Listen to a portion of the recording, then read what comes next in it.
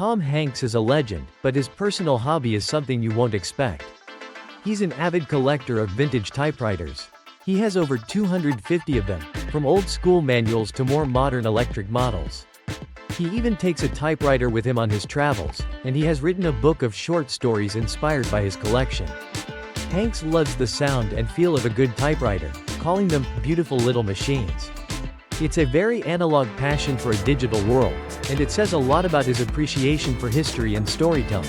What do you think of this unique collection? Share your thoughts in the comments. Like and subscribe to uncover more about your favorite celebrities.